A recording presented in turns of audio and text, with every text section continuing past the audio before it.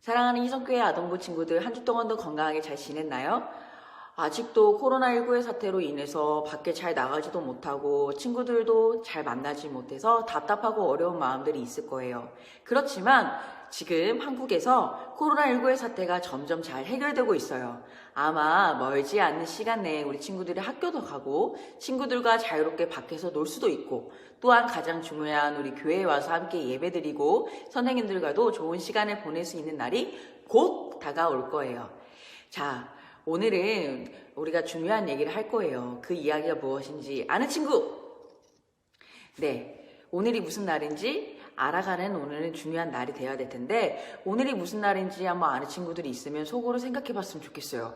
오늘 우리 이 날이 왜 중요한지 한번 지금 잠시 속으로 생각해 볼게요.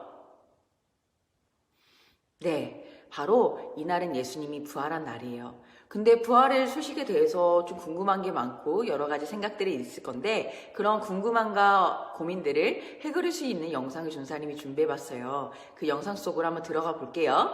레디, 쌍!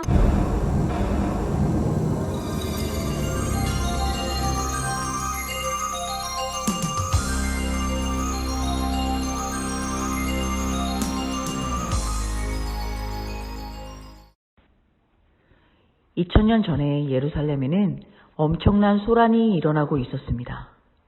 로마의 지배 아래 있었던 유대인들은 어떤 한 사람을 사형시키기 위해 목소리를 높이고 화를 내며 모여서 소리를 지르고 있었습니다. 그리고 그 사람을 죽이기 위해 로마에서 유대 땅으로 보낸 빌라도에게 가서 재판을 받고 십자가 처형을 판결받게 합니다. 결국 그분은 그 당시 가장 흉악범들만 받는다는 십자가 처형을 받고 죽게 됩니다. 그런데 말입니다. 이분에 대한 미스테리는 끝나지 않았습니다. 그래서 저의 취재를 그 현장으로 하기 위해 향했습니다. 저희도 그 소문의 마음이 아주 어려워요. 그 예수 선생이 다시 살아날 거라는 이야기는 요즘 예루살렘 바닥에 파다했는데 진짜 그랬다니. 이런 사건이 일어났던 것도 우리도 잘 믿겨지지가 않아요. 예수 선생 십자가 처형시키라고 나도 소리치고 했는데 지금은 마음 한편이 너무 두렵다니까요. 진짜 그분이 하나님의 아들이면 어떻게 하는 말이에요. 그 대제사장님과 사두개인들을 비롯하여 바리새파 사람들도 예수 선생 무덤 지켜야 된다고 로마의 건의해서 경비병도 세우고 했는데 제자들은 절대 훔쳐갈 수 없잖아요. 그 시체가 사라졌다니.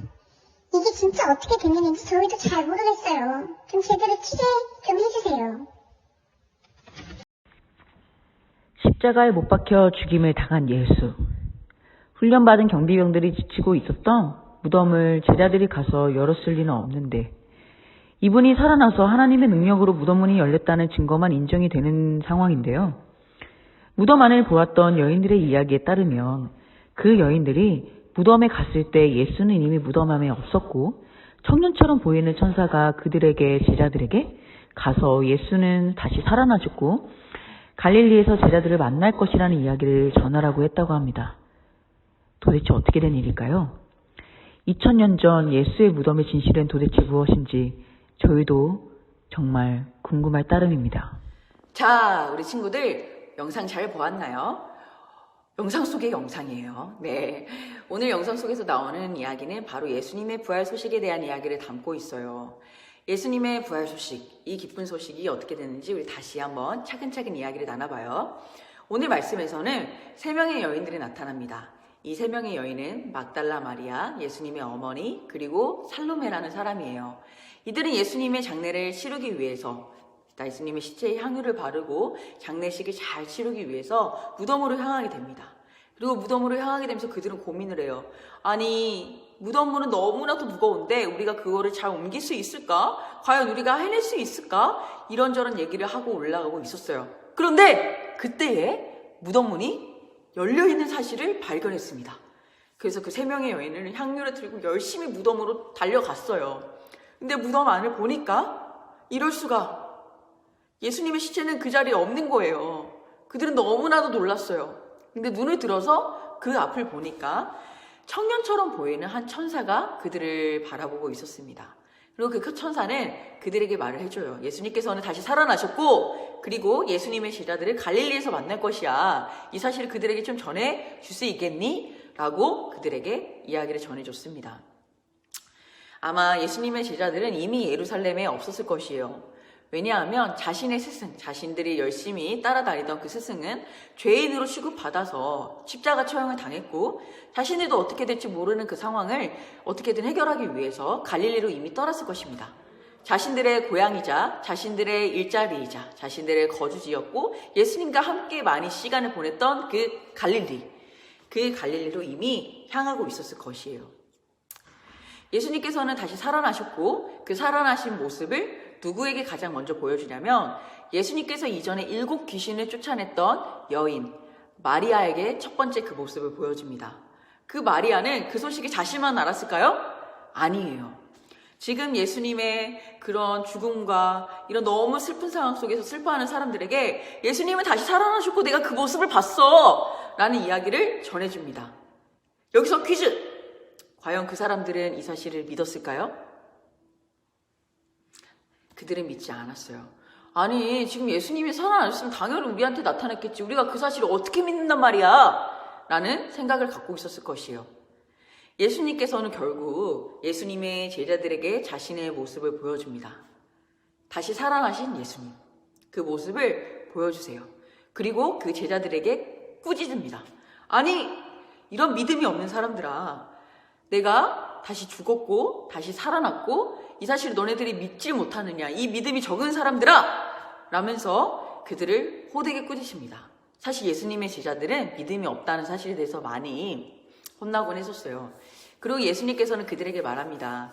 내가 죽었다가 다시 살아난 이 복된 소식, 이런 복된 소식들을 전할 수 있는 나의 제자들이 되어라. 땅끝까지 이 소식을 잘 전할 수 있었으면 좋겠다라는 이야기를 예수님께서는 제자들에게 했습니다. 믿음이 없던 제자들이지만 부활하신 예수님을 다시 만나고 비록 처음에 그 소식을 들었을 때 믿지는 못했지만 그 부활하신 주님을 직접 본 다음에 그들의 삶은 이전과 다른 삶을 살아가요.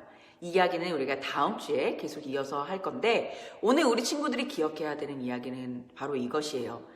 예수님께서 우리의 죄 때문에 죽임을 당하셨고 또한 죽음이 당한 데서 죽으신 것에서 끝나는 것이 아니라 다시 살아나셨다는 그런 기적 같은 소식이에요.